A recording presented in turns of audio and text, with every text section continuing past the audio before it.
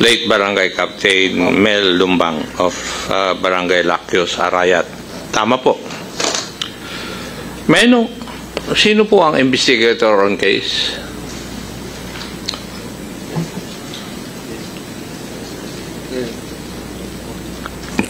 Sir, How long have you been an investigator?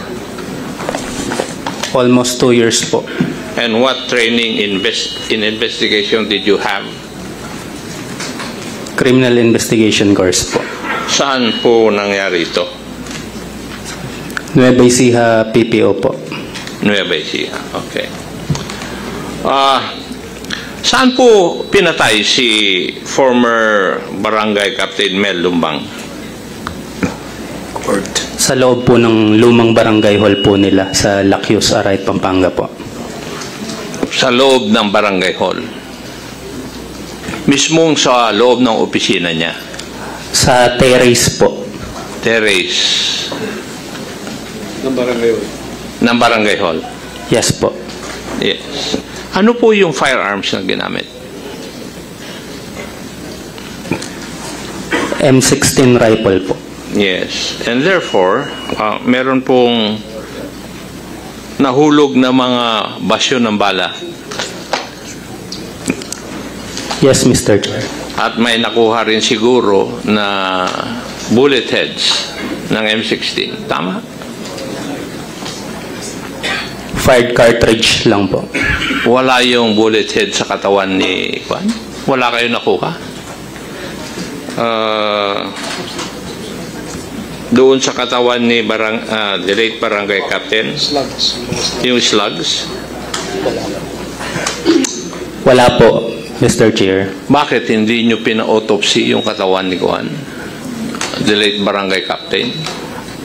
Hindi ba pag namatay sa firearms, sa pagbaril, ino-autopsy ninyo yung mandatory yung autopsy ng katawan? Nag-execute po ng waiver for the conduct of autopsy po yung asawa po, saka po yung anak po ng biktima. Konsehala, would that be true? Totoo po ba yun, allegation na yun? Konsehala ba, po please? kayo ng waiver? Opo, Mr. Chair. Bakit po? Dahil alam naman po namin na sa bayan po ng Arayat, kahit na may mga ganyan po na proseso, wala pong nakukuhang hustisya, Mr. Chair. Alam naman po namin na Wala pong...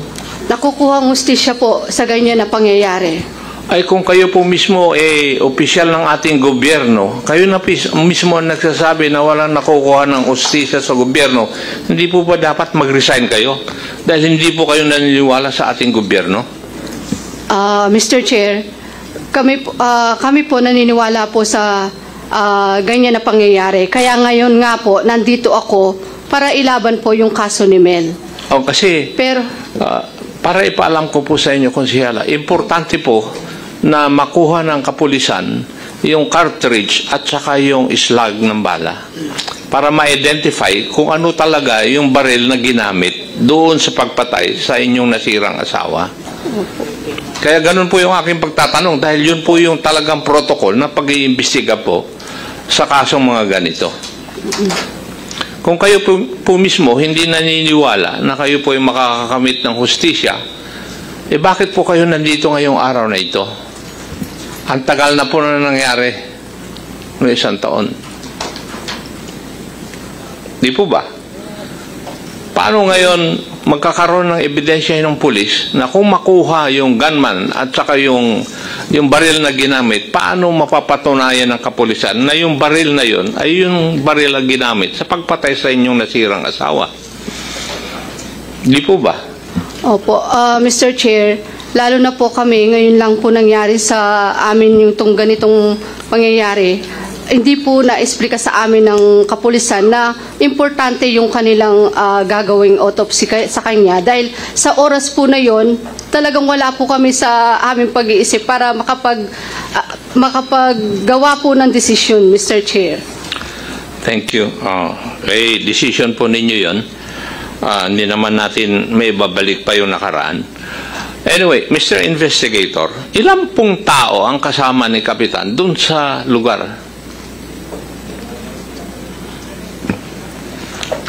Madami po, Mr. Chair. So marami. Doon sa loob ng barangay hall, doon sa terrace. Yes po. Yes. Ni isa doon, wala pong nagtistigo.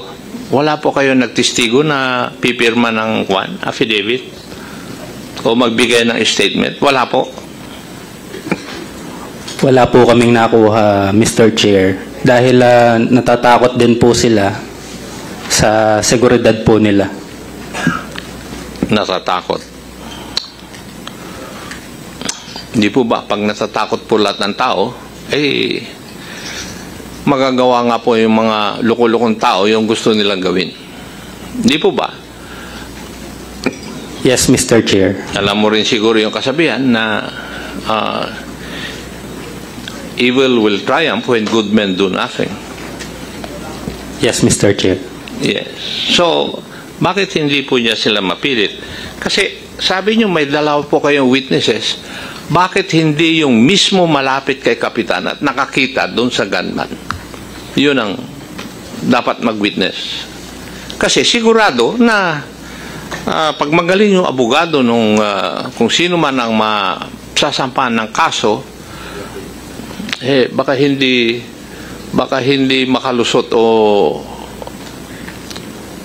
hindi manalo doon sa kaso. Mananalo yung kalaban. Hindi po ba? Dahil yung witness ninyo, wala mismo doon sa lugar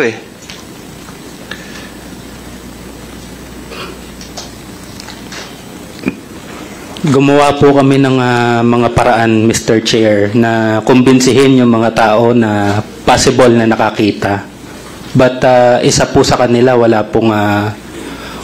pong gusto or wala pong willing mag-testify, Mr. Chair. Okay. Now,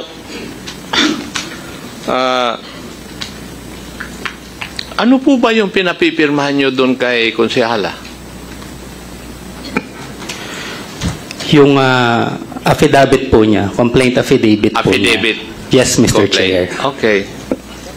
So, ayaw ni Konsehala na mag-complain. Ganun po ba ang ibig nyo sabihin? Ayaw niyang pirmahan yung affidavit complaint? In fact, Mr. Chair, Hindi, sagutin mo muna ako, Iho. Ayaw ba niya talaga? di ko po alam sa kanya, Mr. Chair. Konsehala, bakit ayaw niyo magreklamo? Gusto po namin, Mr. Chair. Ang ano lang po namin, kagaya po na sinabi ko kanina, nung pong inabot sa akin nga po itong papel at pinapipirma, sabi ko nga po, babasahin ko, hihingi ako ng copy. Binigyan po nila ako. Tapos nung po nakita ko may mga tao, may mga picture, may nakita po ako na witness na daw po ito, yun po yung hininga ko sa kanila na kung pwede ko po siyang makausap para dito sa mga salaysay po niya.